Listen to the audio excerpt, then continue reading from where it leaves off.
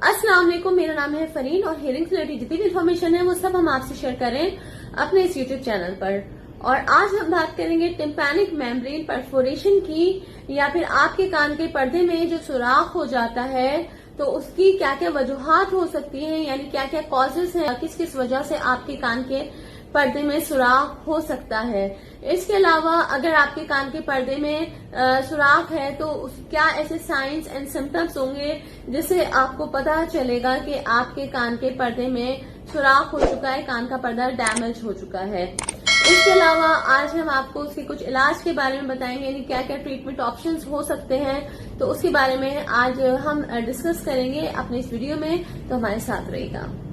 Tympanic membrane air drum या कान के पर्दे के दो प्राइमरी रोल्स होते हैं। एक तो हेयरिंग, यानी कि जो आवाज हमारे कान में जाती है तो वो कान के पर्दे से स्ट्राइक करती है, टकराती है, तो कान का पर्दा जो है वो वाइब्रेट होता है, उससे आवाज जो है हमारे मिडिल एयर में जाती है और हमारे कान के पीछे जो छोटी छोटी हड्डियां होती हैं उनसे टकराती हुई आवाज जो है वो हमारे इनर एयर में और फिर ब्रेन तक पहुंचती है। तो एक काम तो ये है, और दूसरा काम जो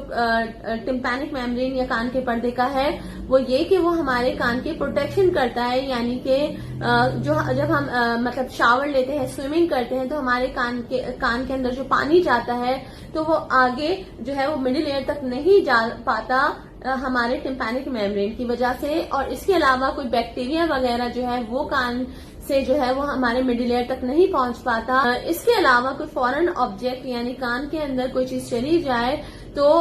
जो कान का पर्दा है उसकी वजह से जो है वो चीज आगे नहीं जा पाती, यानी कान के पर्दे की वजह से हमारा मिडिल एयर जो है वो हर तरह के इन्फेक्शन से महफूज रहता है। अब बात करेंगे क्या क्या ऐसी कॉजेज हो सकती हैं, क्या ऐसी वजूहात हैं जिनकी वजह से हमारा कान का पर्दा जो है वो डैमेज हो जाता है, कान के पर्दे में सुराख हो जाता है।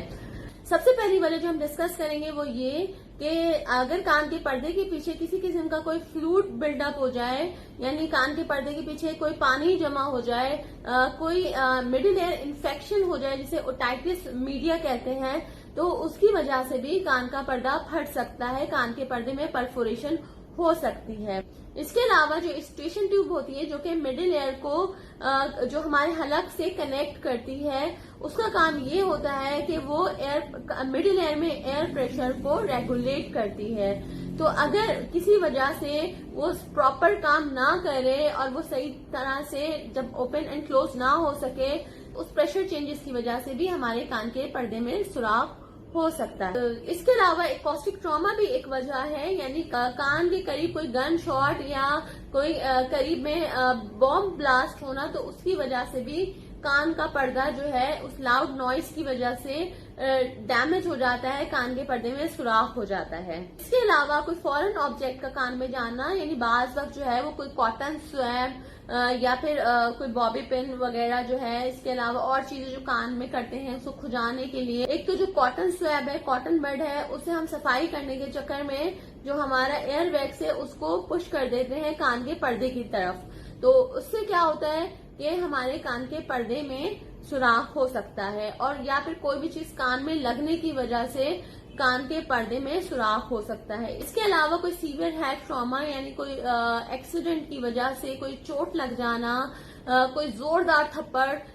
तो इन सब वजह से भी कान का पर्दा जो है वो फट सकता है, परफोरेशन हो सकती है। तो ये कुछ वजूहात थी। इसके अलावा अब हम डिस्कस करेंगे कि अगर आपके कान के पर्दे में सुराख है तो क्या क्या साइन सिम्टम्स हो सकते हैं जिससे आपको पता चले कि आपके कान के पर्दे में सुराख हो चुका है। अगर कान में शदीद किस्म का दर्द होता है तो उसकी एक वजह कान के पर्दे में सुराख होना भी है। इसके अलावा कान से फ्लूइड्स का इखराज, पीप और खून अगर कान से बहता है, पस आता है कान से, तो इसकी वजह भी ये है कि कान के पर्दे में सुराख हो सकता है। इसके अलावा टिनाइटिस की कंप्लेन हो सकती है, यानी कान के पर्दे से सीटियों और घंटियों की आवाजें आना शुरू हो जाएंगी अगर कान के पर्दे में सुराख हो चुका है। इसके अलावा आपको वर्टाइगो की कंप्लेन हो सकती है, यानी चक्कर आ सकते हैं कान के पर्दे में सुराख की वजह से, और इन चक्कर आने की वजह से आपको नोजिया फील हो सकता है, यानी कि उल्टियां आ सकती हैं, वॉमिटिंग हो सकती है। तो अगर कुछ इस तरह के साइंस एंड सिम्टम्स आपके साथ हो रहे हैं तो आप फौरी तौर पर जो है वो डॉक्टर को चेकअप कराएं। तो डॉक्टर सबसे पहले आपकी ऑटोस्कोपी करेंगे, ऑटोस्कोप से देखेंगे आपके कान के पर्दे को। उसके बाद एक टेस्ट किया जाता है जिसको टिम्पैनोमेट्री कहते हैं, और उससे मालूम किया जाता है कि अगर आपके कान के पर्दे में सुराख है या नहीं। तो अब बात करते हैं कि अगर आपके कान के पर्दे में सुराख हो चुका है, परफोरेशन हो चुकी है, तो आपके पास क्या क्या ट्रीटमेंट ऑप्शन है, यानी उसकी क्या क्या इलाज हो सकता है। तो सबसे पहले मैं ये बताऊं कि अगर कान का पर्दे का सुराख बहुत छोटा है, स्मॉल परफोरेशन है, तो 2-3 हफ्ते में या फिर कुछ वीक्स में जो है वो खुद ही हील हो सकता है। यानी कि डॉक्टर जो है उसके लिए कोई मेडिसिन आपको देते हैं, कुछ एयर ड्रॉप्स आपको देते हैं, और उसके बाद जो है वो कुछ हफ्तों में खुद ही जो है वो जो कान के पर्दे का सुराख है वो हील हो जाएगा। इसके अलावा अगर स्मॉल परफोरेशन है तो उसके लिए एक छोटी सी सर्जरी की जाती है जिसको मेरिंगोप्लास्टी कहते हैं। इसमें कोई जेल लाइक सब्सटेंस का पैच लगाया जाता है या फिर कोई पेपर लाइक कोई टिश्यू का पैच लगाया जाता है, और उसके बाद जो है वो आपके कान का पर्दा जो है वो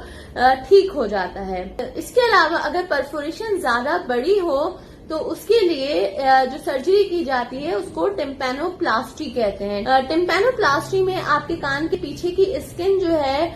वो जो है वहां से स्किन लेकर आपके जो कान के पर्दे में वो लगाई जाती है। तो ये कुछ पॉसिबल ट्रीटमेंट्स हैं जो आप कर सकते हैं अपने एयर ड्रम की परफोरेशन के लिए। आई होप ये इन्फॉर्मेशन आपके लिए काफी यूजफुल रही होगी। अगर वीडियो पसंद आई हो तो लाइक कीजिएगा, चैनल को सब्सक्राइब कीजिएगा, अपना ख्याल रखिएगा। अल्लाह हाफिज।